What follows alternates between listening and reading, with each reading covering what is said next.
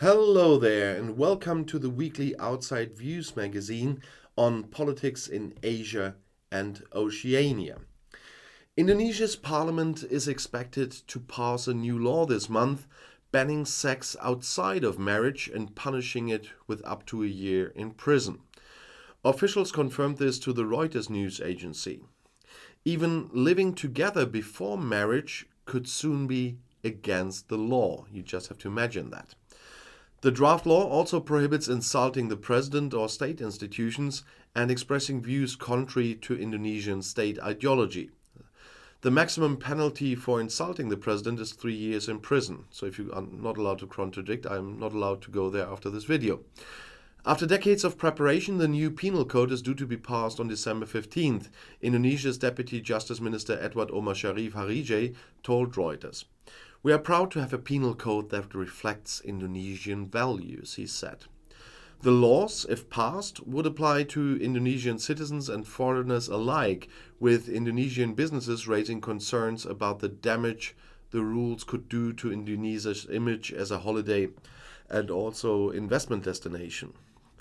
The scheme is supported by some Islamic groups in the country. Indonesia, the world's most populous Muslim-majority nation, has hundreds of local-level regulations that discriminate against women, religious minorities, and LGBT people. The law and the changes are a huge setback for Indonesian democracy, said Andreas Hassono of Human Rights Watch. Since Indonesia declared its independence from the Netherlands in 1945, a revision of the penal code has been discussed.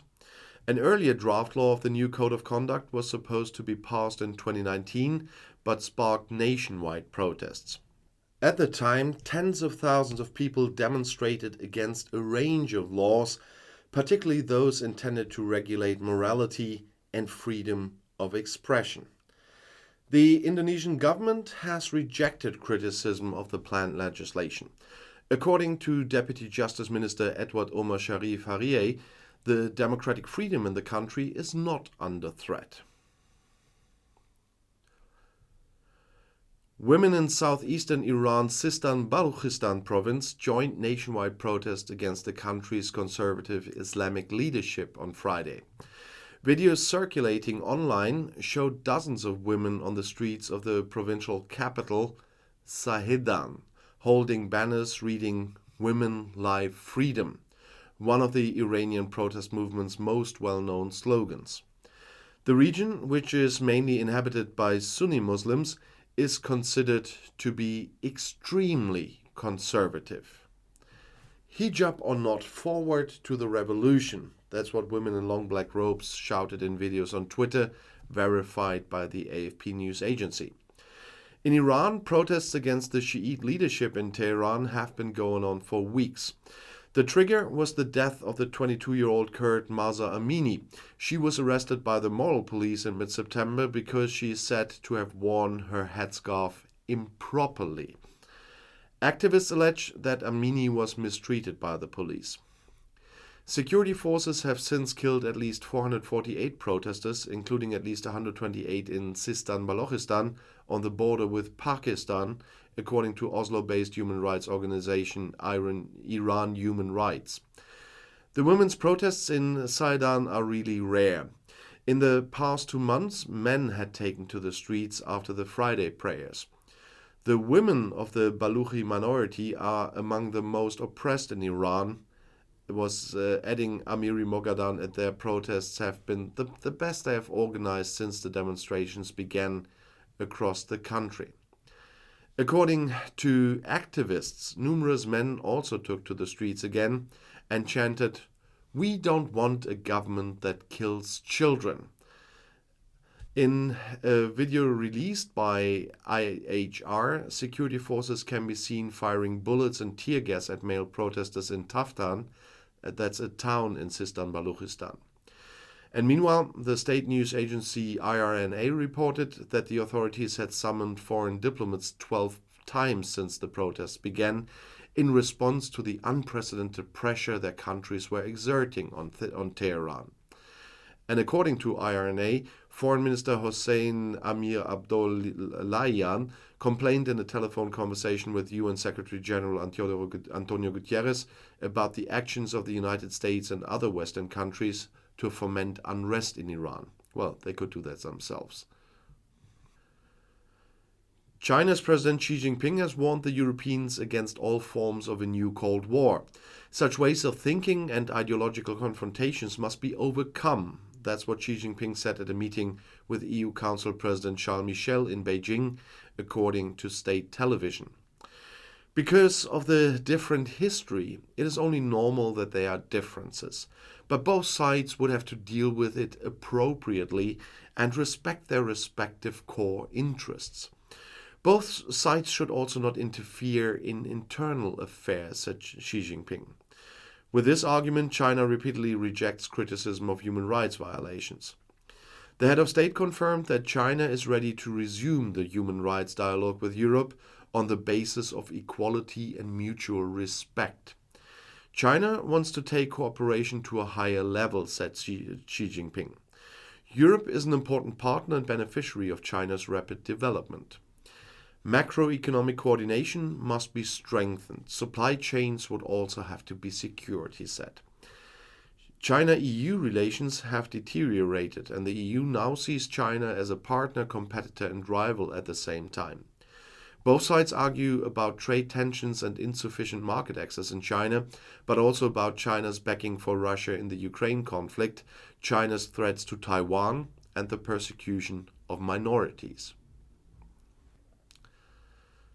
And I have to get back to Iran. A man has been killed in Iran after celebrating the Iranian national team's elimination from the World Cup in Qatar, according to human rights groups. Mehran Samak was shot in the head by security forces after Iran lost to the United States. The Oslo-based human rights organization Iran Human Rights said this on Wednesday. The New York-based Center for Human Rights in Iran also confirmed that Samak was killed by security forces while he was celebrating, and footage shows the young men singing and dancing. Iran were knocked out of the tournament in Qatar by their nemesis USA on Tuesday, which led to disappointed but also happy reactions at home. Many Iranians have refused to support their national team over the violent crackdown on protests that have been going on in the country for the past 2 months. Iran has been shaken by a nationwide wave of protests since mid-September. And as I said earlier, the trigger was the death of the Kurdish woman Mahsa Amini in police custody. She had been arrested by the morale police because she is said to have worn her headscarf improperly. And it is still going on, even if they allegedly have dissolved the moral police. According to the human rights organization, Samak had celebrated defeat in the city of Bandar Ansali on the Caspian Sea during spontaneous system-critical protests in his car before he was shot. Iranian journalist Mazi Alinejad reported on Twitter that Samak's fiancée was sitting next to him in the car when the shots were fired. There was initially no official confirmation. In other parts of the country, too, people flocked to the streets to express their gloating over the US victory. Because of the ongoing protests in the country, the mood for the World Cup has been depressed in recent weeks. But that at least is here the same because of the location. The Iranian authorities are taking action against the demonstrators with increasing severity, and according to IHR, at least 448 people were killed by security forces, and the military says more than 300 have died. In Afghanistan, several people were killed in an explosion in the provincial capital Aibak in the north of the country. According to the Interior Ministry of the country's ruling Taliban, at least 10 people were killed in the attack on a religious school in the Samangan province. Many more were injured. However, local media reported a higher number of victims. According to a doctor, at least 19 people died. 24 other people were injured. The medic who works at a hospital in Aibak, the provincial capital, told the AFP news agency. All victims are children and ordinary people. The radical Islamic Taliban, however, spoke of 10 dead and others injured. and according to the doctor, some of the injured were taken to better equipped hospitals in Mazar-i-Sharif, around 120 kilometers away. The wounded who remained in Aibak were mainly injured by shrapnel and pressure waves. Some of them had shrapnel in their faces, others had broken hands and legs, the doctor said.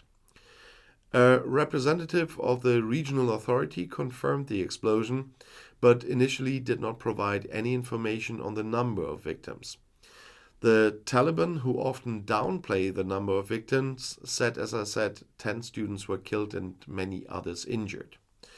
Our investigative and security forces are working quickly to identify the perpetrators of this unforgivable crime and to punish them for their actions. That's what a spokesman for the Afghan Interior Ministry said on Twitter. The human rights organization Amnesty International described the explosion as disturbing. It was another reminder to the world that the suffering of the Afghan people is far from over. That's what Amnesty said on Twitter. According to the Taliban, the explosion happened during a prayer. A video widely shared on social media after the incident shows fallen ceilings and people walking angrily between several lifeless bodies. The video could not be independently verified. The authorities have not yet commented on the cause of the explosion. Interior Ministry spokesman Abdul Nafi Dakor said in a statement, it was an unforgivable crime. Since the Taliban took power in August 2021, there have been multiple attacks in Afghanistan for which the terrorist militia Islamic State has claimed responsibility. This has been appearing in Afghanistan with attacks since 2015, and they are hostile to the Taliban despite their ideological affinity. And in Afghanistan, the National Resistance Movement, National Resistance Front, says it has recaptured part of the northeastern province of Badakhshan from the Taliban. A local resident confirmed to the German press agency that the Shekai district, with around 30,000 inhabitants, has been partially under rebel control since Monday. For the Taliban, it would be the first area to be lost to the resistance movement. They firmly rejected the representation, and the information could not initially be verified independently. An NRF spokesman told local media that the rebels had captured 10 Taliban fighters, including the district governor. Other Taliban defected. A spokesman for the Interior Ministry in Kabul called the NRF statements lies and false rumors. Shekai district is located on the border with Tajikistan. The militant Islamic Taliban have been back in power in Afghanistan since August 2021. Alongside the Islamic State terrorist militia, the National Resistance Front is considered to be the biggest competitor to the Taliban.